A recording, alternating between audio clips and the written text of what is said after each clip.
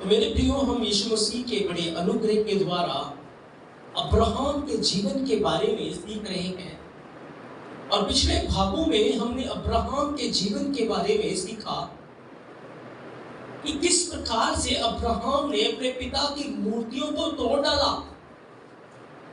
और जब उसके पिता ने पूछा कि तूने ये मूर्तियों के साथ क्या किया, तो अब्राहम ने कहा मैंने नहीं किया, ये जो सबसे बड़ी मूर्ति है ना, इसे बड़ा गुस्सा आया और इसने सारी मूर्तियों को तोड़ डाला। उसने हथौड़ा बड़ी मूर्ति के हाथ में रख दिया। उसके पिता ने कहा तू मुझे पागल समझता है? क्या ये मूर्तियां देख सकती है? क्या ये बोल सकती है? क्या ये सूंघ सकती है? क्या ये किसी काम की है? कोई काम कर सकती है? तो अब्राहम ने कहा पिता मैं यही तो कह रहा हूं, ये किसी काम की नहीं है कि ना बोल सकती है, ना देख सकती है, ना सुन सकती है। मैं यही तो समझाना चाह रहा हूं। पिता बहुत क्रोधित हो गया और वो उस समय के राजा निम्रोद के पास चला गया और निम्रोद ने उसे बंदी गृह में बंद कर दिया 10 दिन तक। और उसके बाद उसने उसके लिए एक आग की भट्टी तैयार की उसकी सजा के रूप में। और अब्राहम आग की भट्टी में डाला गया, उसका भाई हरान भी डाला गया। लेकिन हरान 2 मार्गों पे था। हरान 2 मार्गों पे था, दोहरा जीवन था उसका। वो मूर्ति पूजा भी करता था और वो कभी कभी अब्राहम की बात भी सुना करता था। तो अब्राहम तो साथ की भट्टी में 3 रात 3 दिन तक चलता फिरता रहा। लेकिन हरान जो था वो जल के भस्म हो गया। 3 दिन 3 रातों के बाद राजा ने उसे बाहर बुलाया और फिर अब्राहम को 2 नौकर दिए। उसमें एक का नाम एलिएजर था, इसके बारे में हम बाइबल में पढ़ते हैं। और उसे बड़े धन संपत्ति देकर राजा ने उसे विदा कर। उसके बाद आगे क्या अब्राहम के जीवन में हुआ, क्योंकि बाइबल के अंदर जब हम पढ़ते हैं इब्रानिया 11:8 में लिखा विश्वास से अब्राहम जब बुलाया गया तो आज्ञा मानकर ऐसी जगह निकल गया जिसे विरासत में लेने वाला था और ये नहीं जानता था कि मैं किधर जाता हूं। और उत्पत्ति जो 12 अध्याय पहले वचन से पढ़ेंगे तो उस समय अब्राहम की आयु 75 साल की है। अब्राहम की आयु 75 साल की है जब उसने कनान जाने के लिए अपना मार्ग लिया। लेकिन क्या 75 साल से पहले अब्राहम के जीवन में कुछ नहीं हुआ? बाइबल तो उसके बारे में चुप है, लेकिन कहीं ना कहीं उसका इतिहास लिखा हुआ है कि जन्म से लेकर 75 सालों का क्या कुछ तो हुआ होगा। तो उसके बारे में यशायाह की किताब डिटेल में बताती है कि अब्राहम के जीवन में क्या हुआ। मेरे तो अब्राहम को राजा ने भेज दिया और थोड़े दिनों के बाद, कुछ सालों के बाद राजा को एक सपन आया।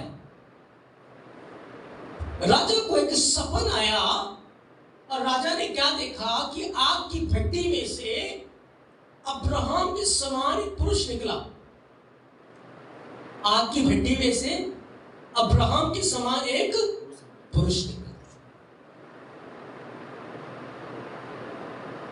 क्योंकि आज के वचन के द्वारा हम सीखेंगे कि यहोवा की योजना हमें बढ़ाने की है। यहोवा की योजना हमें, यीशु मसीह की योजना हमें बढ़ाने के लिए है। लेकिन उसका जो तरीका है बढ़ाने का, वो कांटों भरा है। तरीका कांटों से भरा है। तो राजा को सपन आया, उसने देखा आग की भट्टी में से अब्राहम के समान एक पुरुष निकला और उसके हाथ में 2 धारी नंगी तलवार है और वो राजा को घात करने के लिए, राजा को मारने के लिए बड़ा चला आता है। राजा डर गया, घबरा गया और अब्राहम के सामने से भागने लगा। जब निम्रोद राजा उस समय का अब्राहम के सामने से भाग रहा था, अब्राहम ने उसके सिर के ऊपर एक अंडा फेंक दिया। क्या फेंका? अंडा फेंक। जब अंडा निम्रोद के सिर के ऊपर आया, वो निम्रोद के सामने एक बड़ी नदी बन गया। क्या बन गया? एक बड़ी नदी बन गया। और निम्रोद ने देखा उसकी सारी फौज, सारी सेना उस नदी में डूब के मर गई। सारी सेना डूब के मर गई। आपको पता है अंत की बातें यहोवा पहले से ही बता रहा है। एक दिन अब्राहम का वंश कहां पर था? मिस्र के अंदर। कहां था? कहां था? मिस्र के अंदर। मिस्री उनके ऊपर अत्याचार कर रहे थे, लेकिन एक दिन फसह की रात वाले दिन यहोवा अपने हाथ में नंगी तलवार लिए हुए मिस्र से घूम रहा था। नंगी तलवार लिए हुए मिस्र से, और मिस्र के पहलुओं को मार रहा था। हो रहा था? नहीं हो रहा था। फैरो का बेटा जो आगे चल के फैरो बनेगा, उसको भी घात किया गया। और फिर जब इजरायली लोग आगे बढ़ रहे थे, इजरायलियों के आगे क्या आ गया? क्या आ गया? लाल समंदर। लेकिन वो लाल समंदर इजरायलियों के लिए नहीं था। किसके लिए था? फैरो के लिए था, उसकी सेना के लिए था। क्योंकि लाल समंदर इजरायलियों को नहीं डुबाएगा। किसको डुबाएगा? फैरो को, उसकी सेना को डुबाएगा। तो जैसे निम्रोद अपने सपन में देख रहा है कि उसने अंडा फेंका और अंडा क्या बन गया? समुद्र बन गया। और उस समुद्र में निम्रोद की सारी सेना डूब के मर गई। ऐसे ही क्या हुआ था? जब इजरायली लाल समंदर में से निकल के आ गए, तो फैरो की सारी सेना हाँ समुद्र में क्या हो गई? डूब के मर गई। फैरो और उसके साथ एक दो लोग जो थे वही बचे। तो वो अपने सपन में इन बातों को देख रहा है, डर गया, घबराया हुआ, और वो भागा नदी के सामने से, जैसे फैरो भागा था। उसने फिर देखा कि वो जो नदी है वो फिर से अंडा बन गई। नदी फिर से अंडा बन गई, और वो अंडा फूटा, और उस अंडे में से एक पक्षी बाहर आया। कौन आया? कौन आया? एक पक्षी आया। और वो जब पक्षी बाहर आया, उसने राजा की आंखों को नोच लिया। राजा की आंखों को नोच लिया। मेरे प्रियो, आपको पता है ये पक्षी कौन है? ये पक्षी यीशु मसीह है। एक दिन वो पैदा होगा और पाप के आंखों को नोच डाले। क्योंकि मिस्र किसको दिखाता है? पाप को, बुराई को दिखाता है। और यीशु मसीह की तुलना एक पक्षी के साथ भी की गई है। उसने कहा नहीं, ए यरूशलेम, ए यरूशलेम। उसने कहा नहीं कि जैसे उकाब अपने बच्चों को अपने पंखों के ऊपर उठा लेता है, मैं भी तुम्हें अपने पंखों के ऊपर उठा के लाया। तो एक दिन जब यीशु मसीह का जन्म हुआ था, उस समय जब स्वर्गदूत यूसुफ के पास आया और स्वर्गदूत ने यूसुफ को कहा कि बच्चे और उसकी माता को लेकर मिस्र में चला जा, तो यूसुफ उठा और यीशु मसीह को उसकी माता को लेकर मिस्र में चला गया। आपको पता है जब वो मिस्र में गए, यीशु मसीह के जैसे ही कदम मिस्र में पड़े, सारी मूर्तियां जो मिस्र के अंदर थी गिर पड़ी। सारी मूर्तियां गिर पड़ी। दुष्ट आत्माएं वहां से भागने लगी। जब जादू टोना करने वालों ने ज्योतिष विद्या के लोगों ने पूछा ये क्या हुआ, तो दुष्ट आत्माओं ने कहा हमसे बहुत बड़ा यहाँ आ चुका है, अब हम उसके सामने टिक। हाँ, दुष्ट की सारी जो शक्ति थी उसको नोच डाला गया था उस टाइम। यीशु मसीह के कदम जैसे मिस्र में पड़े।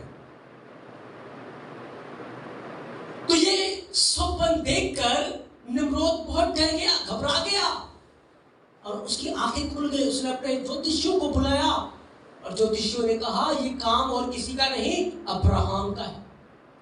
अगर तूने अब्राहम को जिंदा छोड़ दिया तो कल वो तुझे जिंदा नहीं छोड़ेगा। Hallelujah, hallelujah. सपन किसकी ओर से है? हाँ, यहोवा की ओर से, यीशु मसीह की ओर से है। लेकिन उस सपन के कारण अब्राहम के जीवन के ऊपर विपत्ति आएगी, क्योंकि राजा अब उसे नहीं छोड़ेगा, राजा अब उसे घात करेगा, राजा अब उसे घात करेगा। तो उस समय अली अजर भी वहां पर था। अली अजर ने जाकर अब्राहम को बता दिया। राजा ने अपने सैनिक भेज दिए, अब्राहम को पकड़ो और तलवार से मार डालो। अब्राहम को पकड़ो और तलवार से मार डालो। आपको पता है अब्राहम अपने पिता तेरा के साथ था, और तेरा जो है वो मूर्ति पूजक है, और यहोवा नहीं चाहता कि अब्राहम मूर्ति पूजक लोगों के साथ रहे। हालेलुया। इसीलिए वो अब्राहम को हिला रहा है। जब अब्राहम को पता चला राजा मेरी जान का दुश्मन है, वो वहां से भागा। कहां भागा? शैम के घर में। कहां भागा? हाँ, उन लोगों के पास भागा जो जीवते यहोवा की उपस्थिति में रहते हैं, जो जीवते यीशु मसीह की उपासना करते हैं, उनके घर भागा। और अब्राहम शेम के घर रहने लगा। उधर निम्रोद उसे ढूंढ रहा है, चारों तरफ उसे ढूंढ रहा है, लेकिन अब्राहम का पता नहीं चला। अब्राहम का पता नहीं चला। वो पिता के घर में बड़े आराम से है, बड़े खुशी से है, लेकिन यहोवा नहीं चाहता कि वो मूर्ति पूजा में रहे, वो मूर्ति पूजक लोगों के साथ रहे। इसलिए वो घोंसले को हिला रहा है। आपको पता है उकाब जो होता है, जब वो अपना घोंसला बनाता है, नीचे कांटे रखता है। क्या रखता है? कांटे। कांटों के ऊपर वो भेड़ की खाल रखता है। क्या रखता है? कांटे बड़े खुरदरे होते, चुभते हैं, लेकिन भेड़ की खाल मुलायम है, सॉफ्ट है। उस भेड़ की खाल के ऊपर वो अपने बच्चों को रखता है। हालेलुया। क्या करता है? भेड़ की खाल के ऊपर नीचे कांटे, ऊपर भेड़ की खाल, उसके ऊपर बच्चे। अब उकाब तो बड़ी ऊंचाई पे उड़ता है, लेकिन बच्चे अपने घोंसले से बाहर नहीं आना चाहते, क्योंकि अंदर वो कंफर्ट जोन में है, आराम में है। उन्हें डर लगता है उड़ने से, उन्हें डर लगता है। तो उकाब क्या करता है? अपने बच्चे के घोंसले के ऊपर फड़फड़ाता है, घोंसले के ऊपर फड़फड़ाता है और घोंसले को हिलाता है। जब घोंसले को हिलाता है तो फिर कांटे बाहर आना शुरू हो जाते हैं, क्योंकि खाल इधर उधर होती है, फिर क्या निकलते हैं? कांटे। और जब कांटे बच्चों को चुभते हैं, तब बच्चे घोंसले से बाहर आते हैं, और जब वो बाहर आते हैं तब वो उड़ना सीखते हैं। हालेलुया। वो बड़ी ऊंचाई पे होते, ऊंचाई से वो नीचे गिरते हैं। उकाब नीचे जाता है, बच्चों को पंखों पे उठा लेता है, फिर ऊपर आता है, फिर छोड़ देता है। बच्चे फिर गिरना शुरू होते हैं, उकाब फिर नीचे जाता है, बच्चों को अपने पंखों पे ले लेता है, फिर ऊपर आता है, फिर छोड़ देता है। ऐसे प्रक्रिया वो करता रहता है। अंत में क्या होता है? बच्चे उड़ना सीख जाते हैं। हालेलुया। ऐसे ही यहोवा करता है।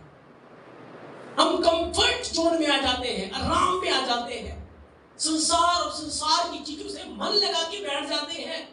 हम कहते हैं बस इतना ही काफी है, इतना ही काफी है यीशु मसीह। हम आगे बढ़ना ही नहीं चाहते, हम जीवन में तरक्की करना ही नहीं चाहते, आत्मिकता में उठना ही नहीं चाहते, जहां है वहीं टिक के बैठ जाते हैं। मैं एक विश्वासी हूं, बहुत है मेरे लिए, मैं संडे चर्च जाता हूं, बहुत है मेरे लिए, इससे आगे का कुछ नहीं सोचते। आपको पता है आप एक अच्छे प्रचारक हो सकते हैं, आप एक अच्छे सुसमाचार सुनाने वाले हो सकते हैं, आप हजारों आत्माओं को यीशु मसीह के पास लेकर आ सकते हैं, आपकी प्रार्थना में जीवन बदल सकती है। लेकिन कभी आपने सोचा ही नहीं वहां बढ़ने का,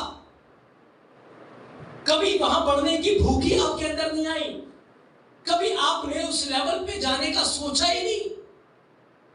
क्या करेगा वो? घोंसले को हिलाएगा। जब आपको कांटे चुभेंगे आप कंफर्ट जोन से बाहर आए। अब्राहम को कांटे चुभ रहे हैं, कांटे का चुभना बहुत जरूरी है। कांटे चुभे, अब्राहम वहां से बाहर निकला। अब उसने फैसला लिया कि मैं अपने पिता के घर को, हराम को छोड़ूंगा, और उसने कनान की तरफ रुख किया। अभी कनान वायदे के देश में नहीं पहुंचा, लेकिन पिता से दूर हो गया। उस बुत परस्ती के शहर को उन्होंने छोड़ा और वो सारे के सारे जाकर आराम में जाकर बस गए, आराम में जाके बस गए। और उसके बाद अब्राहम का सफर तय हुआ, अब्राहम की जर्नी स्टार्ट हुई, जहां बाइबल हमें बताती है कि अब्राहम के पास यहोवा का वचन। जब उसने निम्रोद के शैडो के नीचे रहना छोड़ दिया, निम्रोद के देश को उसने छोड़ दिया, वहां की जगह को छोड़ा, तब यहोवा ने उसके जीवन में और बड़ा काम करना शुरू कर दिया। आपको पता है नबूकदनेस्सर को भी सपन आया था, और उस सपन के कारण विपत्ति किनके ऊपर आ गई? उसके लोगों के ऊपर। सपन किसको आया? राजा को। विपत्ति किसके ऊपर? उसके लोगों के ऊपर। लेकिन वो विपत्ति उन्हें गिराने के लिए नहीं थी, हालेलुया, उन्हें ऊपर उठाने के लिए थी। क्योंकि उधर वो सपन दिखा रहा है, इधर वो अर्थ भी बता रहा है। और जब उन्होंने अर्थ बताया, दानियल और उसके साथियों का पद और ऊंचा कर दिया गया। जिसने सपन दिखाया, राजा ने उसकी मूर्त भी बना दी। अब वही मूर्त लोगों के लिए फंदा बन रही है। जिस कंफर्ट जोन में वो पड़े हुए थे, राजा की शैडो के नीचे वो थे,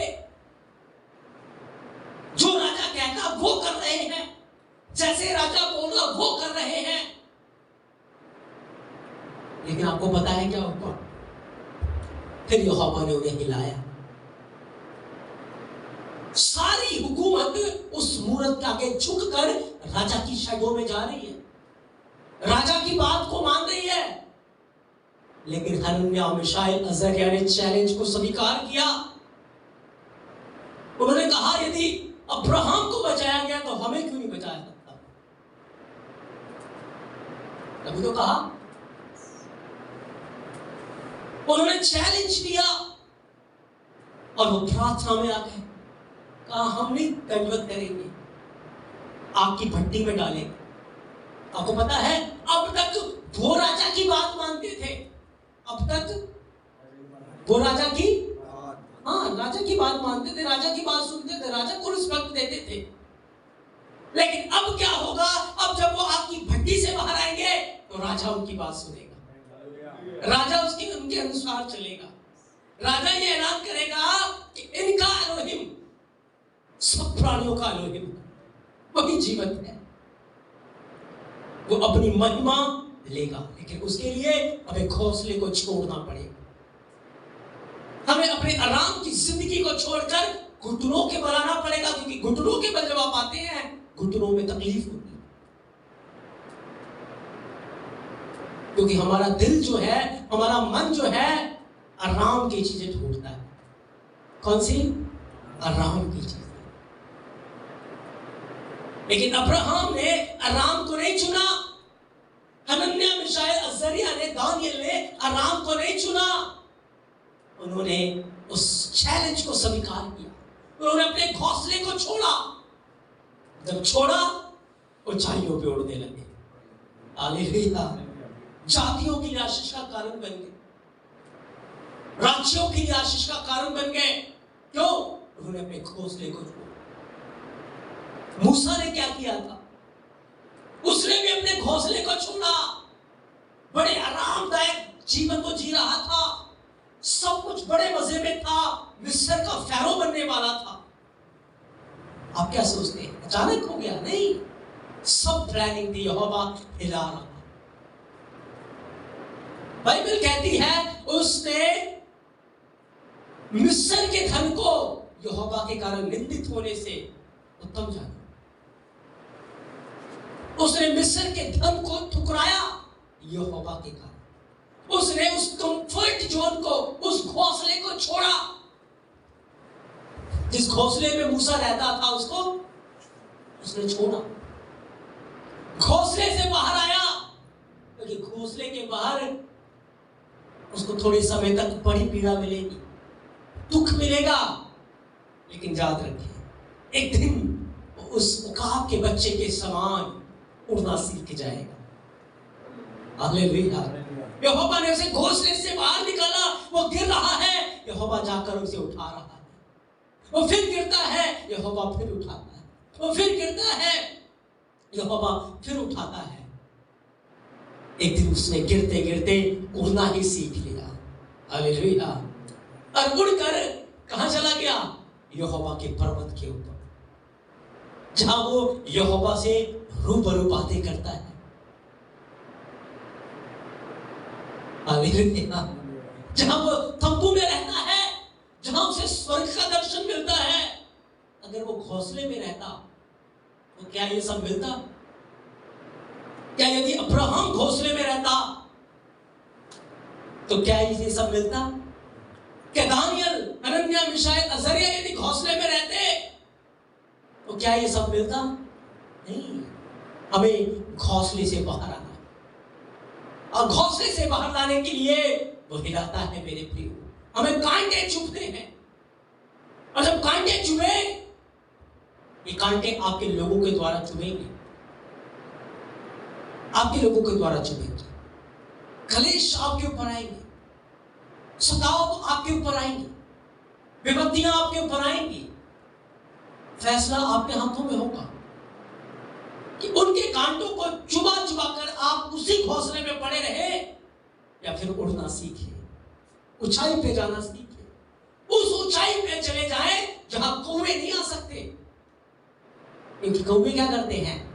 चोंच मारते हैं। लेकिन जब आप पहाड़ पे चले जाएंगे, उस ऊंचाई पे चले जाएंगे, वहां कौवे नहीं आ सकते। वहां यहोवा की उपस्थिति है। वहां आप जातियों के लिए, राज्यों के लिए, देशों के लिए आशीष का कारण बन सकते हैं। हालेलुया।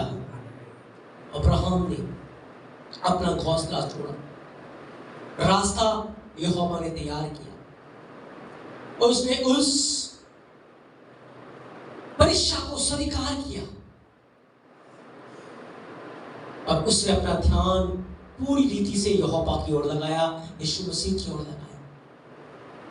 हनन्याह, मिशाएल, अज़रिया ने पूरी रीति से अपना ध्यान यीशु मसीह की ओर लगाया। मूसा ने अपना ध्यान उसकी ओर लगाया, और वो अपने उस पिंजरे से, उस घोंसले से बाहर आ गए, और अब सफर शुरू हुआ उड़ने का, ऊंचाई पे जाने का।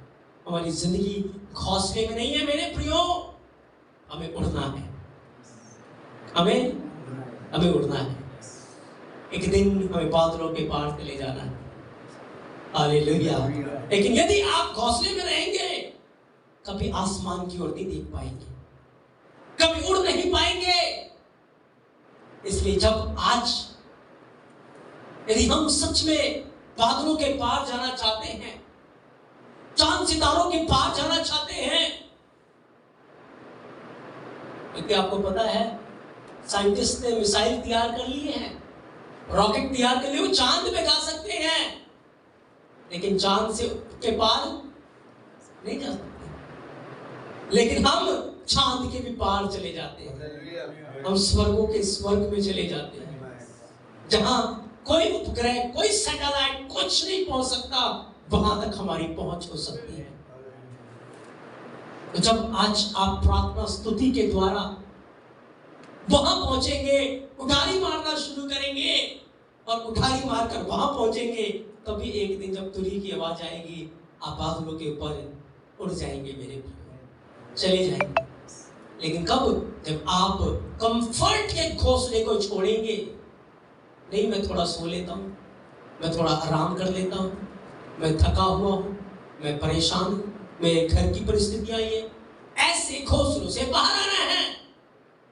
नहीं, मुझे मसीह के लिए काम करना है, मुझे मसीह के लिए घुटनों के बल आना है, मुझे मसीह के लिए वचन में लॉलीन होना है, मुझे मसीह के लिए प्रार्थना में लॉलीन होना है, मुझे उसकी इच्छा को जानना है और उसके अनुसार मुझे करना है। जो चीजें मेरी आंखों को, मेरे कानों को अच्छी लगती है, मेरे शरीर को अच्छी लगती है, उस आराम की चीज को छोड़कर मुझे मसीह के लिए आगे बढ़ना है। आप यहां बैठे हैं, आपने घर के आराम को छोड़ा है, तभी यहां बैठे हैं। और जब यहां हैं, आप कुछ ऊंचाई की बात सीख रहे हैं, आप उड़ना सीख रहे हैं। लेकिन बहुत सारे लोगों ने अपने घर के कंफर्ट को नहीं छोड़ा, वो अपने घरों में घोंसले में बंद पड़े हैं। वो कभी इन बातों को नहीं सीख पाएंगे, वो कभी उड़ नहीं पाएंगे। क्यों?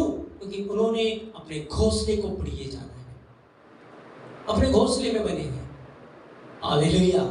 इसलिए हमें मसीह के लिए घोंसले से बाहर आना है, ताकि हमें आत्मिक ऊंचाइयों में उड़ना है। सताव आएंगे, परेशानियां आएंगी, तकलीफ आएंगे, लेकिन याद रखें, वो आपको हिला रहे हैं उड़ाने के लिए, आपको उड़ारी भरने के लिए तैयार रहना। जो उड़ारी भरेगा वो अब्राहम की तरह आशीष पाएगा, वो मूसा की तरह आशीष पाएगा, वो हनन्याह, मिशाएल, अजरिया की तरह आशीष पाएगा, वो दानियल की तरह आशीष पाएगा। इसलिए मेरे प्रियो, यहोवा अगर कोई दुख हमारे जीवन के ऊपर आने देता है, कोई सताव, कोई कलेश आने देता है, एक बड़ी भलाई उसमें छुपी हुई है।